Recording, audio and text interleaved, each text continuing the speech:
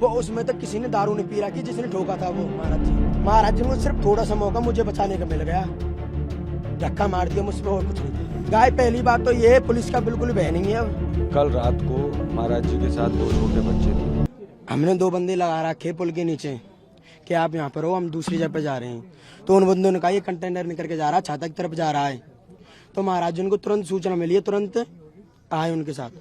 तो वो छाता की तरफ ले गया, छाता की तरफ से छाता पुल पार करते हुए वो कोसी तरफ दोबारा मोड़ दी उसने, दोबारा मोड़ के ओडल ले गया। वो महाराज जी साहब बाइक में चला रहा था, जैसे बाइक यहाँ पे खड़ी कर दी, ये 3 लियाने रोड की बाइक मैंने यहाँ पे खड़ी कर दी है। कंटेनर यहाँ पे खड़ा है, कंटेनर के पास महाराज जी है यहाँ पे और मैं हूँ यहाँ पर, और दूसरा कंटेनर जो टक्कर मारी है वो बीच लियान में चल रहा है। और जैसे ही महाराज जी देखे उसने, वो महाराज जी की तरफ ही आ गया है। वो महाराज जी को सिर्फ थोड़ा सा मौका मुझे बचाने का मिल गया, धक्का मार दिया मुझमें और कुछ नहीं था। मैं महाराज जी के बगल में खड़ा था मैं, ये बात है। उस ट्रक में आपने गाय वगैरह देखी थी? गाय पहली बात तो ये पुलिस का बिल्कुल भय नहीं है। अब पुलिस वाले रोक रहे, कंटेनर को रोकेंगे नहीं वो। अब पुलिस वाले हैं तो कोई गलत काम कर देगा कोई? पुलिस वाले कैसे कुछ नहीं रोका। और पहली बात वो बंदे, हम वहां पे बहुत जने खड़े थे कुछ चुगली चकारे के लिए नहीं, वहां पे वो बंदे खड़े थे तो वहां पे भगे क्यों थे वो? अच्छा, भगे क्यों ही? हाँ। वो उसमें तो किसी ने दारू नहीं पी रखी जिसने ठोका था वो महाराज जी। अच्छा। किसी ने दारू नहीं पी रखी। ये तो पुलिस प्रशासन अपने बचने के लिए कहती है दारू पी रखी है, वो पी रखा है, ये सालों का सबका ढोंग है इनका। हाँ। वो जो ट्रक जिसमें आप बता रहे हो उसमें बताया जा रहा है नागालैंड का नंबर प्लेट थी। हाँ। उसमें कह रहे परचून का सामान था, आपने उसमें क्या देखा? चलो कोई बात नहीं, परचून का सामान है, उसमें गाय थी। जब पुलिस वाले कह रहे हैं, जब वहां पे खड़े हैं कि इसमें गाय गई हैं, तो फिर महाराज जी का खमेश चाहिए। वो 40-45 साल पुराने गौरक्षक हैं, उनको कौन बताएगा इसमें गाय नहीं है? तो सिर्फ महाराज जी ने रोक के वो ट्रक चेक ही तो करा है, कोई जुल्म तो नहीं कर दिया। तो वो उस ट्रक वाले ने बगल में क्यों लिया है? वो बीच में चल रहा था वो बहुत स्पीड में, तो अहमद खेम उसने महाराज जी में दी है। मतलब वो साइड आके मारा है? उस साइड बीच में चल रहा था वो, जानबूझ के मारा है ये। 1 किलोमीटर की रेंज में हम ही बाइक चला के गए। हम भी बाइकों से ही जाते हैं, हमें गाड़ी नहीं है, सो हम बाइकों से जाते हैं। महाराज जी कभी गाड़ी पे नहीं बैठे, तस्कर हम दिखे, तस्कर उसको दिखे महाराज जी को। महाराज जी बाइक से गए, हम चला के ले गए, कोई कोहरा नहीं था, इतना कोहरा नहीं था। पुलिस ने आपका बयान लिया है क्या अभी तक? बयान लिया, जो हमारे भाई हैं वो देखेंगे, अब जो हमसे बड़े हैं। हमको तो खाली बताना था, आपने पूछा हमने बता दिया।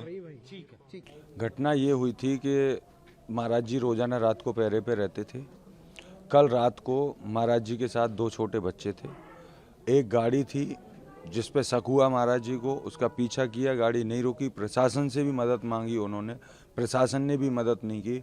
तो आगे जाके शक की बुनियाद पे गाड़ी को उन्होंने रुकवा लिया। ये नबीपुर के बात है, नबीपुर पे जाके गाड़ी रुकवाई। तो जब हमारी बात हुई थी 3:51 पे उन्होंने हमें इन्फॉर्मेशन दी थी कि एक गाड़ी है जो छाता की तरफ आ रही है। हम छाता में थे, महाराज जी कोसी थे। छाता की तरफ गाड़ी आने की सूचना मिलते ही हम छाता में, हमने छाता को लॉक किया। छाता लॉक करने के बाद तुरंत जस्ट 8 मिनट हमारे बाद कॉल आई है कि महाराज जी का एक्सीडेंट हुआ है। जिस गाड़ी से एक्सीडेंट हुआ उस गाड़ी के दोनों ड्राइवर मोमडन हैं, और महाराज जी का जो चेहरा था वो सब कसाईयों की नज़रों में खटकता था। प्रशासन और शासन या तो खुद एक्शन ले, नहीं तो हम गौरक्षक एक्शन लेने के लिए तैयार हैं। हमारे गुरुजी की जिस तरीके से निर्मम हत्या इन्होंने की है, कसाईयों हम छोड़ेंगे नहीं। अंतो पंडित नामे बामन वेद कसाई ना जाने पीर पर आई। वो मार मारूंगा, गुरु तो गया पर अभी चेला जिंदा है।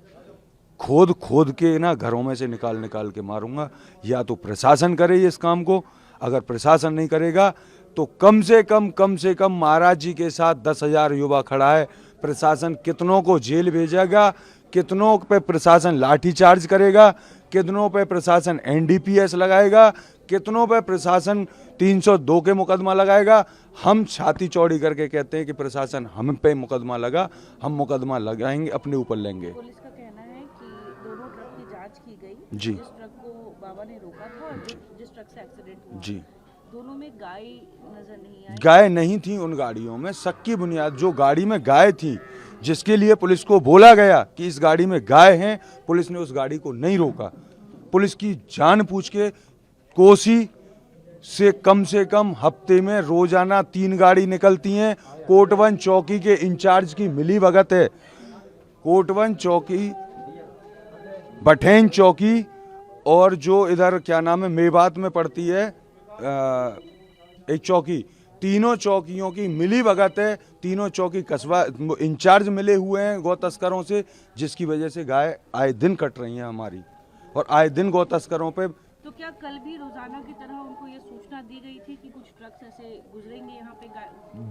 जी, प्रशासन को महाराज जी जब गाड़ी का पीछा कर रहे थे, महाराज जी को ये जानकारी कैसे? महाराज जी को जानकारी नहीं मिली। महाराज जी तो रात हम और महाराज जी पहरे पे रहते हैं, ठीक है। जब गाड़ी पे जब हमको शक होता है तो उस गाड़ी को हम रुकवाते हैं। शक किस बिना पे होता है? शक बिना पे, क्योंकि गाड़ी में ऐसी आवाजें आती हैं, और वो जो गौ तस्करों की गाड़ी हैं, आज मुझे महाराज जी के साथ 22 साल हो गए, तो इतना तो हमने सीखा है कि वो गौ तस्कर जो हैं वो गौ माता को कैसे लेके जाते हैं और किन गाड़ियों में लेके जाते हैं। क्योंकि हम गाड़ियों में जीपीएस भी लगाते हैं, ऐसा नहीं है, जीपीएस लगा के हम गाड़ियों को पकड़ते हैं, और जितनी भी गाड़ी पकड़ी गई वो सब जीपीएस लगा के ही पकड़ी गई हैं गाड़ी। और आज जो ये घटना हुई है इसमें प्रशासन की मिली भगत है। मैं खुल के कह रहा हूँ इस बात को, चाहे प्रशासन मुझे जेल भेज दे, मुझे कोई परवाह नहीं है। क्यों कि प्रशासन को जब अवगत कराया था कि कैंट्रा में गाय जा रही हैं, तो प्रशासन ने कैंट्रा, ना तो बठेन पुलिस चौकी ने एक्शन लिया, ना कोटवन पुलिस चौकी ने एक्शन लिया। अगर पुलिस ने एक्शन लिया होता तो आज महाराज जी हमारे बीच में होते। एक मिनट भाई, एक इनका भी कर लेते हैं।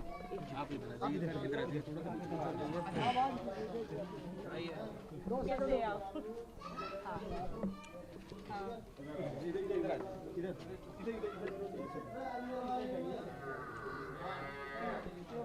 उनकी बेटी कहाँ है? मैं मिलवा रहा हूँ। मिलवा दीजिएगा, पहले इनसे बात कर लीजिए। आपका नाम? जी, मेरा शुभ नाम जतिन सारस्वत।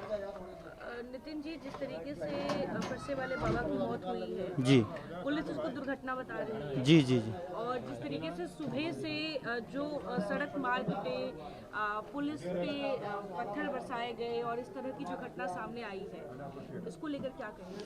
देखिए, चाहे शासन कुछ कहे या प्रशासन कुछ कहे, मैं कहना चाहता हूँ कि बाबा की लगातार ये विधर्मी जो है रैकी कर रहे थे, और इन्होंने षड्यंत्र के तहत बाबा को मारा है। बाबा फरसा वाले बाबा के नाम से जाने जाते थे, जिनको समस्त देश जानता था, और बाबा जो है गौ तस्करों के लिए काल थे। बाबा ने लाखों गायों की जान बचाई, लाखों ट्रक पकड़े बाबा ने, और उन्होंने जीवन निकाल दिया इन गायों की सेवा करते करते। ब्रज के कन्हैया बाबा को कहा जाता था। नंगे पैर रहकर इस गौशाला में जो आजनों की गौशाला है, इस गौशाला में 500 गौ माताओं का भोजन पानी की व्यवस्था पूज्य महाराज श्री करते थे। जो गौ माता एक्सपायर हो जाती थी उनको भूमिगत कराना, एक्सीडेंटल गौ माताओं को उनका इलाज कराना, उनकी दवाई, उनकी सारी व्यवस्था पूज्य महाराज श्री कराते थे। ये ब्रज क्षेत्र में एक गौशाला पड़ती है, माता जी गौशाला, जिसको पूज्य रमेश बाबा जी संचालन करते हैं। उस गौशाला में 1 लाख के करीब गौवंश है, और जो भी गौवंश है वो दूध देने वाला गौवंश नहीं है मैम, वो समस्त जो गाय हैं वो गौ तस्करों से छुड़ाई हुई गाय हैं। तो आप जान सकती हैं कि इस ब्रज क्षेत्र में किस तादाद में जो है ये गौ तस्करी होती है, और किस तादाद में जो है गौ तस्करों को ये गौरक्षक पकड़ने का कार्य करते हैं। मेरा सवाल ये है कि आज सुबह जिस तरीके से फरसे वाले बाबा के मौत होने के बाद जिस तरीके से सड़क जाम किया गया और पुलिस को लाठी चलानी पड़ी, तो ये स्थिति क्यों उत्पन्न हुई? क्योंकि इसको लेकर जो है कहीं ना कहीं ये भी सवाल उठाया जा रहा है कि कानून व्यवस्था पर एक बड़ा सवाल उठ रहा है। जी देखिए, उन्होंने पथराव करने वाले, जैसे प्रशासन बता रहा है कि पथराव गौरक्षकों ने किया, किसी भी गौरक्षकों ने कोई भी पथराव नहीं किया है, क्योंकि गौरक्षकों का काम नहीं है पथराव करना। गौरक्षकों का काम है प्रशासन के साथ रह के, प्रशासन के कंधे से कंधा मिलाकर गायों की रक्षा करना। गौरक्षकों का काम पत्थर मारना नहीं है। पत्थर मारना तो विधर्मियों का काम है, क्योंकि हम तो हमारे 72 सबके हाथ में ईंट और पत्थर। तो ये कार्य उन लोगों का है, और वो लोग इन गौरक्षकों को बदनाम करने के लिए उन्होंने 40 से 50 मोमडनों के लड़के वहां मौजूद थे मैडम, ये हम बता रहे हैं। 40 से 50 लड़के थे, उन्होंने पथराव शुरू किया, और उन्होंने सीधा पथराव पुरुष के लिए किया, जिसको प्रशासन के ऊपर जब पथराव हुआ तो प्रशासन ने सीधा लाठी चार्ज गोरक्षकों के साथ किया। ये जो गंदा कृत्य किया ये प्रशासन ने किया है। और अभी भी हमारे कुछ गौ सेवकों को पता लगी पलवल में कि पूज्य महाराज श्री हमारे बीच में नहीं रहे, वो महाराज जी के अंतिम दर्शन करने के लिए आए थे।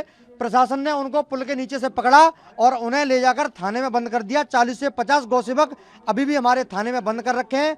और मैं शासन प्रशासन माननीय प्रदेश के मुख्यमंत्री जी से हाथ जोड़कर निवेदन कर रहा हूं कि माननीय मुख्यमंत्री जी आप भी गौरक्षक हो और ये गौ सेवक आपके चेहरे को देखकर ही गौरक्षा करना सीखे हैं। अगर ये गौरक्षक बाहर नहीं आए और बाबा के साथ में जिन मुसलमानों ने गंदा कृत्य किया अगर उनको सजा नहीं मिली तो आपका चेहरा धूमिल इस प्रदेश में हो जाएगा।